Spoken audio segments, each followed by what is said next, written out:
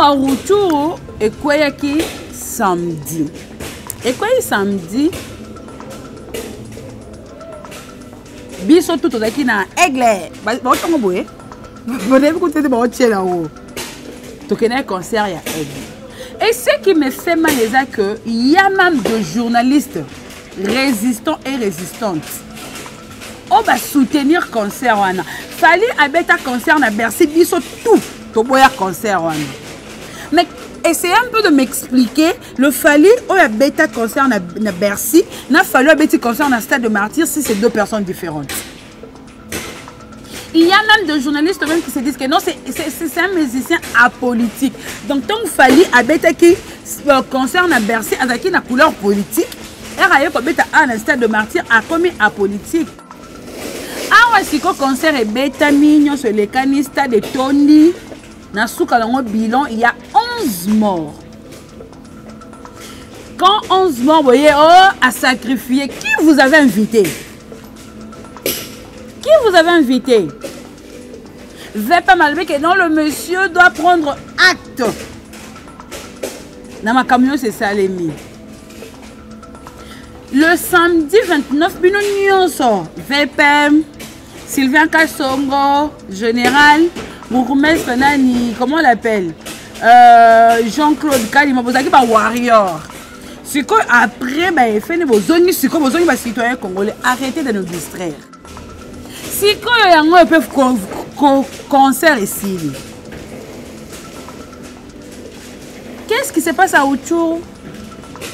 Où est la partie de Rutshuru? Où est la partie de Rutshuru? Tu bini aigle, tu bloqué, tu sali tout. Qu'est-ce que vous faites penser que nous sommes la musique, tu la musique, mais même à biso n'était la distraction parce que tout le monde sait que le peuple congolais c'est un peuple distrait.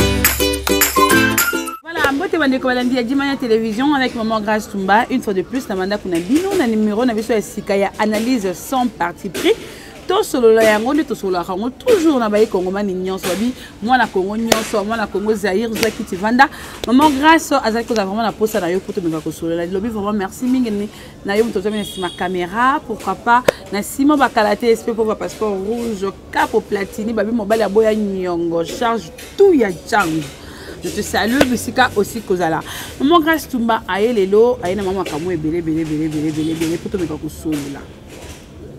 Awa Rutshuru ekweyaki samedi. Ekweyi samedi. Biso tout ozaki na aigle. Baotongo boye. Bodebi kutete baotiela o. Tokena concert ya aigle. Et ce qui me fait mal c'est que il y a même des journalistes résistants et résistantes on va soutenir concert wana fali abeta concert na Bercy biso tout toboya concert wana. Mais essayez un peu de m'expliquer le Fali ou la bêta concert na Bercy n'a fallu un petit concert na Stade de Martyrs si c'est deux personnes différentes. Il y a même des journalistes même qui se disent que non c'est un musicien apolitique. Donc tant Fali abeta qui concert na Bercy avec une couleur politique et rayon ko beta na Stade de Martyrs a commis apolitique. Hein? Pourquoi on peut se laisser distraire comme ça? Ah ouais, si le concert est bêta mignon sur les canistas de Tony, dans ce bilan, il y a 11 morts. Quand 11 morts, vous voyez, oh, à sacrifier, qui vous avez invité? Qui vous avez invité? Vais pas malgré que non, le monsieur doit prendre acte. Dans ma camion, c'est ça les mis. Le samedi 29, bino nyonso, VPM, Sylvain Kassongo, Général, Bourgmestre Nani, comment on l'appelle, Jean-Claude Kalima, vous avez pas Warrior. C'est quoi après, il fait vos zones, c'est comme vos zones, citoyens congolais, arrêtez de nous distraire. CG de vos Kitoko, merci beaucoup. Merci pour les mots, que Fally, c'est votre beau-frère. Fally, c'est votre beau-frère. Vous n'avez même pas eu la honte. Il y a un drapeau, il y a SID. Aucun nango na stade. Bazo balayer yango pelikolo. Puis les autres choses le plus grave. Daïla, l'homme du peuple, il se permet de poster ça sur un groupe WhatsApp. Groupe Anani, il y a maître Nico Mayengel. C'est normal. Tout ça s'explique sur le noir et blanc.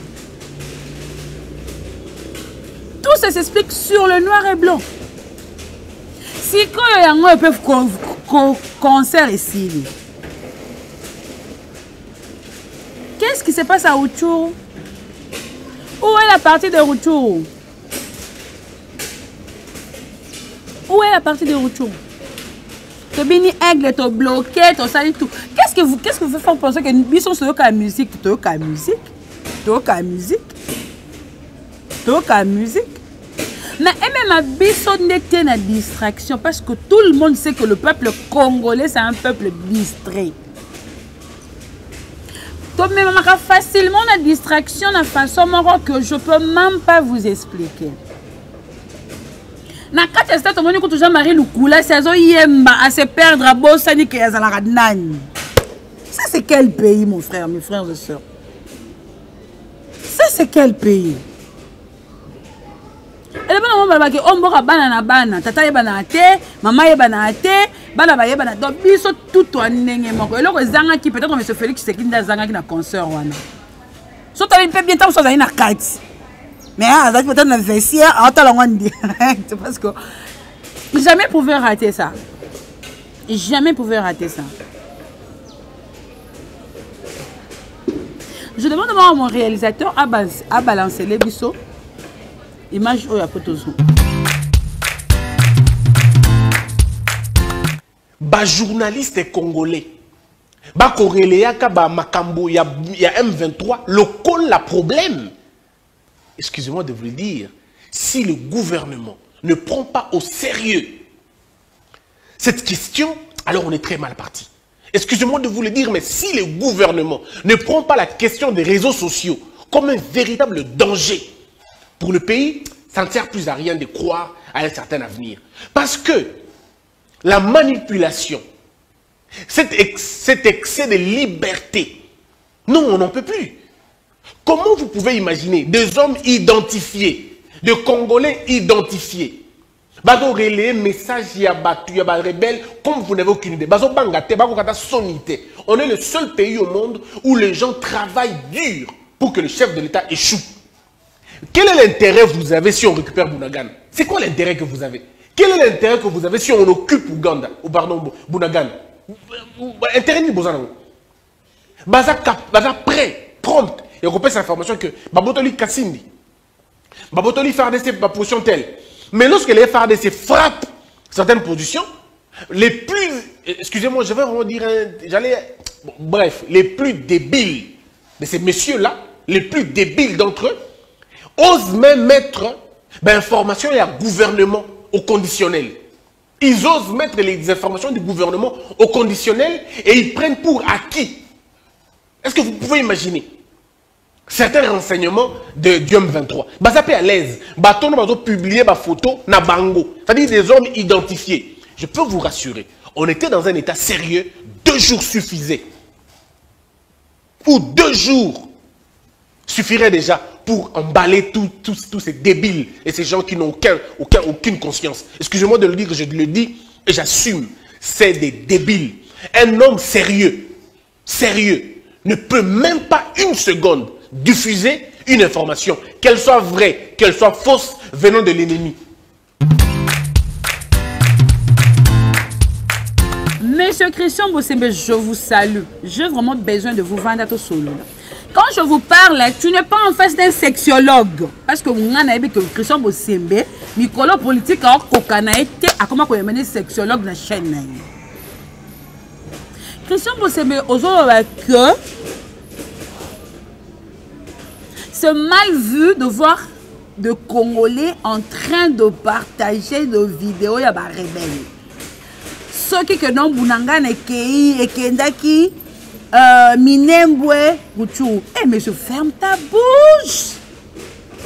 Si vous avez un solo bête, si vous avez une analyse avec analyser, tu es un sexologue, mais ça n'a pas monsieur Christian, Vandisa et Banda qui poser ma question, il y a ma jouissance, ma question, il y a ma orgasme, ma question, ma femme fontaine. Depuis que yo monsieur Christian Bosemoza permet la président de la République, yebi sangani ni oyo sali pour que monsieur le président projet les Kennedy Bosso. Projet on compte détournement on a les solo, projet on a les solo, même bon on a déjà qui. Yebi sa biso projet nini oyo yo monsieur Christian Bosembe au assistant président de la République peut réussite non. Monsieur Christian Bosembe, avant, comment ça coûte nous avons pas TNT combien? Yo nanga to yeba ni wapi na YouTube te. Avant comme na RTG, avant yabo to yeba na YouTube te. Tu vois le mal que on mélange tous les avocats, les nani, ils sont tout au commis na métier manquant monsieur Christian. Biso sto commis na métier manquant. Oh, tu te permets de dire que les réseaux sociaux, parce que les réseaux sociaux, ils ont propagé Basangomabé. Bon, Pessanga arme nini pouvoir en place et utiliser ça pour déstabiliser Joseph Kabila. Si ce n'est pas les réseaux sociaux. Bon, Pessanga arme nini pouvoir en place. Et ça qui pour déstabiliser, pour dévoiler ma pouvoir sortant. Yo mais c'est Christian Bosembe yo ya oloba na batuke Kabila za politique kanambe Kabila za Rwandais Kabila za mwana muzete yo oloba muti e bongo lelo yo siko zo luka batu ba déstabiliser ba projet à chef de l'État ou bien bazolo batu boy avancement na. Si vous ceux qui vous ont que le cause tambola bien te basalani batalaka bobongisi bino bobongisa ta bino bobongisa te c'est comme si tout ça c'est konini mon réalisateur l'accepte dans la vidéo Opel Soussou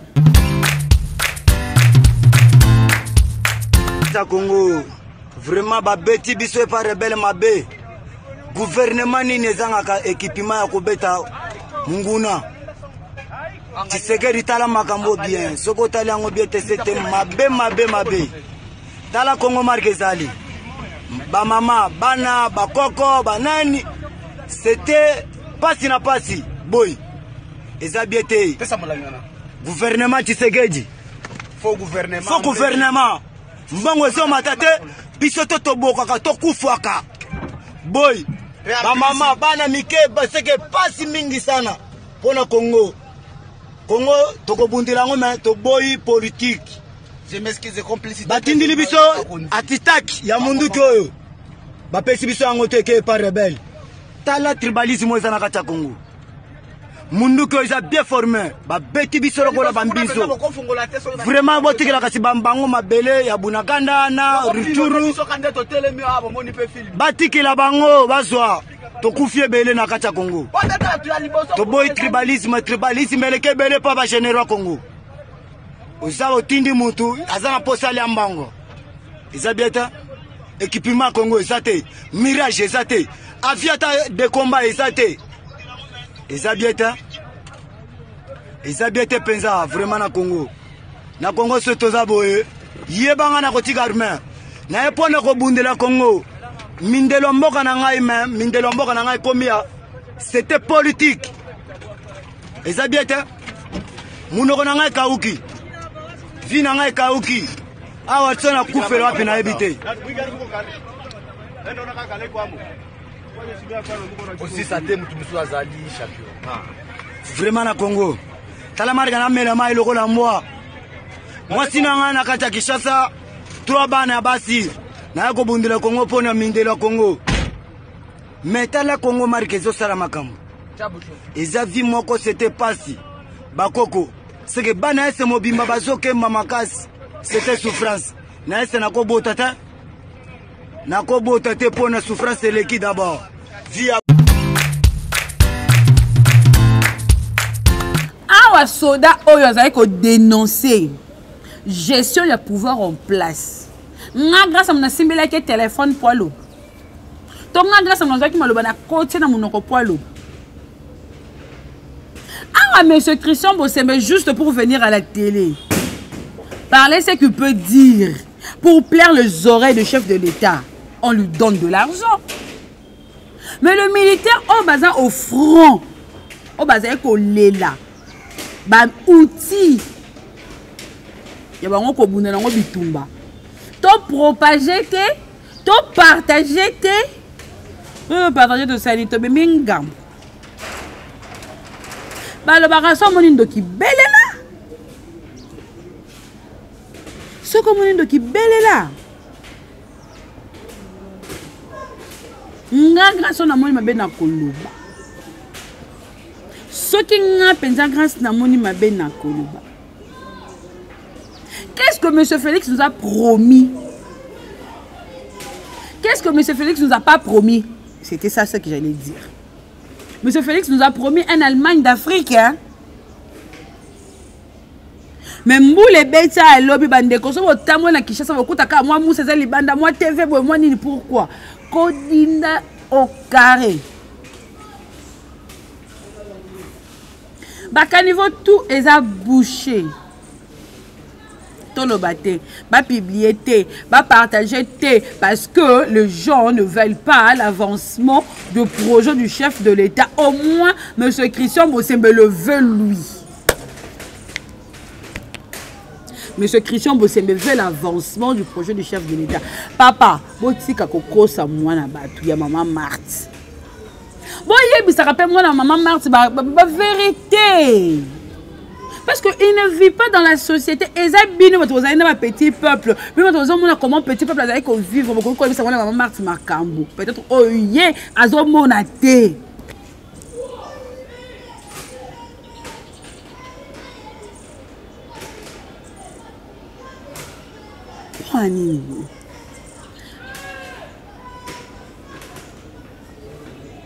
Nini boy. Sikoyo, entre parenthèses, tu as une pause dans ma caméra Christian Bosembe, tu as la lisusu concert à Fali. Héritier peut annoncer qu'on va être à concert le 25 décembre. Il y a un hôtel et Mélaon.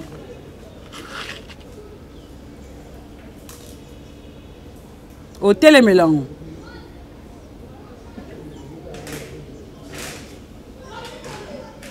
Ah, bah, t'es limite qui malka. 8e merveille na podium. Bisogno sotto mona qui est. Malka pense qui bonsoir. Toyo kaki. Mais il y a des textos qui circulent. Courage. À toi le père de ma fille. Dans de groupes. Botika distraction. Botika ko sakana na moral to na penser à peuple congolais. Vous voulez une chose et son contraire en même temps. Bolingi likam, bolingi yangote en même temps. Vous montrez que vous pouvez distraire biso. Vous montrez que vous pouvez passer biso mutu passe.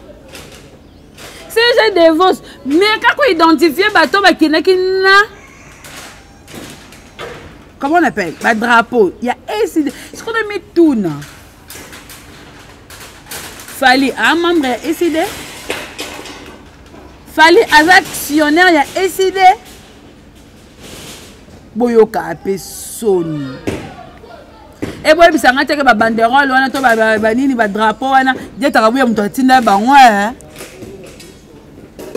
Boy bisanga bonte. Ça fait très mal de voir nos frères et sœurs niveau d'aller ko ken bazali ko bunga na nzela tongo midi poko. Todo me mama na baloyenge moko ezanga tina. Todo me mama na baloyenge moko ezanga tina. To me ma Congo na biso na motema, on aura un bon Congo. Je vous dis merci Nathan pour disposer qui a côté à la biso sur du moyen télévision. Vous continuez toujours à s'abonner. Maman Grace Tumba vous dit bye et au prochain numéro.